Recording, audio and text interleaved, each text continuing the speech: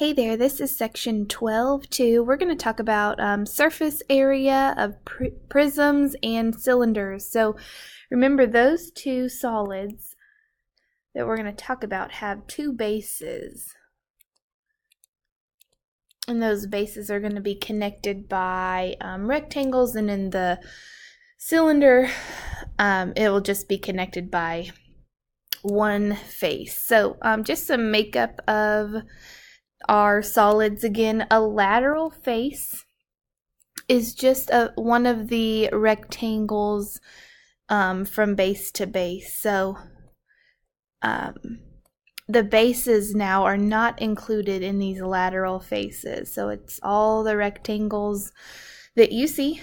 A lateral edge is going to be where two lateral faces come together. So that will be like one of the edges, just not a one that has a base included. And then the base edge is going to be the intersection of a lateral face and the base. So this part right here is going to be a lateral edge.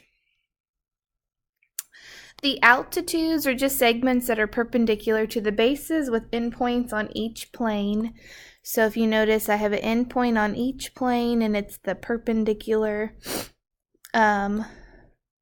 segment from base to base. That is your height or your altitude. The length of the altitude of the solid is called your height. So the distance from base to base is going to be your height, and we'll need that when we talk about surface area. Lateral area is everything but the bases, so you're going to just pretty much find the area of those rectangles that are connecting the two bases.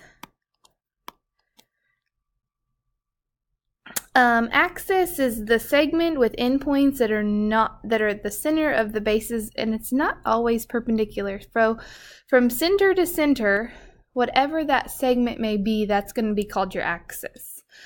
And then composite solids is just like a composite figure. It's just a 3D shape or figure that is composed of similar figures. So if you notice in this one, here's a cone and a hemisphere. And we'll talk a little bit more about that. But when you talk about surface area, we find the lateral area because if you notice in this composite one with the cylinder, I have the one base that is shown on my surface, but notice the circle that is the bottom of the hemisphere or the top of the cylinder is not shown, so I can't include that on my surface area. So again, we'll talk a little bit about that later. All right, so we're going to talk about just the lateral area first. So again, just the rectangles that are connecting both bases. So you're going to say your perimeter of your base. So notice it's a big P right here.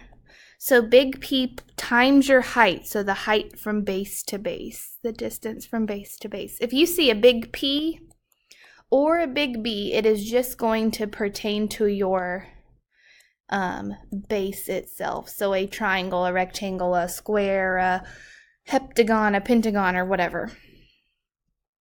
All right, so find the lateral area of a regular hexagonal prism. So notice that my base is a hexagon. So when I look for my big P, I'm just going to look at the hexagon itself. So if it helps you to redraw that, that's all I'm going to look at. So if it gives you that, my big P, my perimeter, so 5, it is going to be regular if you aren't told otherwise. So 5 times 6 will give you a perimeter of 30. And then my height, the distance from hexagon to hexagon, is going to be 12. So I'm going to say 30 times 12 to give me a lateral area of 360 centimeters squared.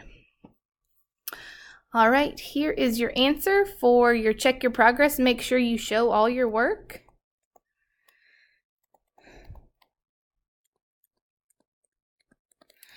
All right, let's move on a little bit. We're going to find the surface area. So this is the total area of our prism. So you're going to notice your perimeter of your base times your height. We just did. That was your lateral area. Now we're going to add 2 bases.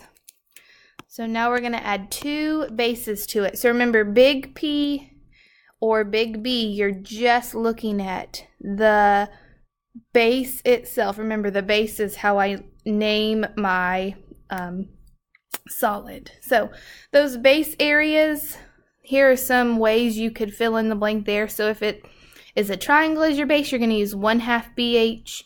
If it is a parallelogram, you're going to use BH. If it's a regular, you're going to use 1/2 ANS. This H or this H is not the same as this H. So make sure you keep that in mind. All right, find the surface area of a rectangular prism. So my big P and my big B are going to just come from a rectangle. So I'm going to come over here. I'm going to pick out my base. My base is going to be this shape right here. That's my base. So I'm going to pull that out over here and I'm going to say, okay, here is my base. What is my perimeter of this square? So 6, 12, 18, 24. In my big B, I'm going to say base times height. So here's my base. Here's my height. So 6 times 6 would be 36. All right, the only thing I get from any numbers over here is this H. So that, remember, is the distance from square to square. That would be 12. So then I'm just going to plug it in. So my P is going to be 24 times 12 plus 2, because I have 2 squares, 2 times 36. When I put all of that together, my surface area, my total surface area is 360 centimeters squared. All right. Here is our answer for this. We're going to work this one because, remember, my big P and my big B are from my triangle. So I'm going to pull out my triangle over here. This whole length is 12. This is 8. All right, my perimeter, I don't necessarily know, but I can find because this will be 6 and this will be 6. So I'm going to do the Pythagorean theorem to get this. I'm going to say 6 squared plus 8 squared is equal to c squared. So 36 plus 64 equals c squared. So c is going to equal 10. All right, so here's 10 and here is 10. So my perimeter of my triangle is 10 plus 12. So I have a perimeter of, let's see, 32. All right, my base area of a triangle, I know I'm going to use 1/2 BH. Again, not using anything from over here. I'm just using it from here. So my height is 8. So 1/2, my height is 8. My base is 12. So my big B is going to be 48. And then my height, because it is PH plus 2B.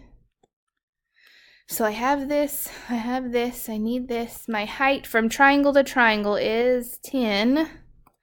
So I'm going to say 32 times 10 plus 2 times 48, which would give me 416 units squared.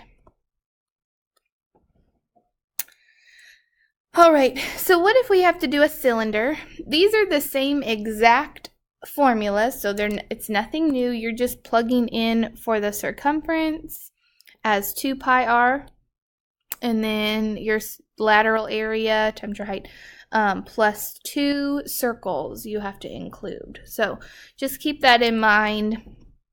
They are the same formula, they're just in terms of a circle. So remember, your circumference is 2 pi r, and your area of a circle is pi times your diameter. So find the lateral area and surface area of our sphere, or our cylinder, sorry, round to the nearest tenth. All right, so my radius is 14.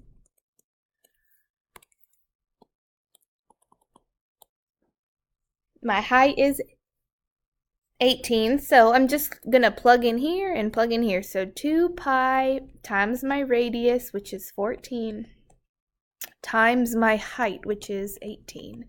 You can keep it in terms of pi if you want to, or you can say it is approximately 1583.4 feet squared.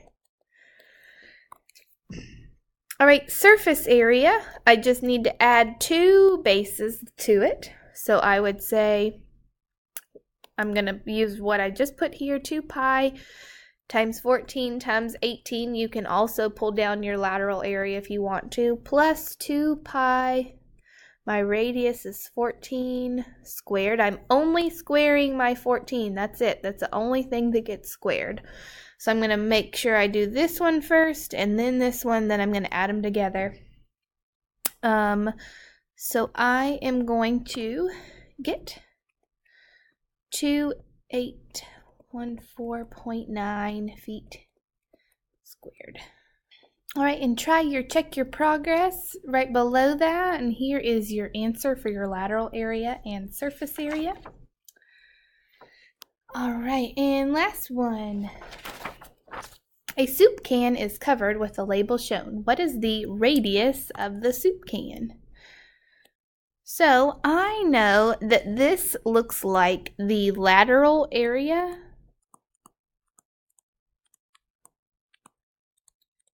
of our soup can, which is a soup can would be a cylinder. So I'm going to find my lateral area of this rectangle. So I'm going to say that it is 8 times 15.7. It just looks like a rectangle to me. So my lateral area is 125.6 inches squared. I also know the lateral area formula for a cylinder is 2 pi RH, my circumference times my height. So I'm going to plug in what I know. My lateral area we just found was 125.6 equals 2 pi. I'm trying to find my radius, and then I know my height from circle to circle would be 8. All right, so I get 125.6 is equal to 16 pi r's. I just combined those two. I'm going to divide both sides by 16 pi and make sure you put that in parentheses when you put it into your calculator. So do 125.6 divided by parentheses 16 times pi. So your radius now becomes 2.5 inches. All right, and here is the last check your progress answer. Make sure you show all of your work. And that's it for section 12-2. See you next time.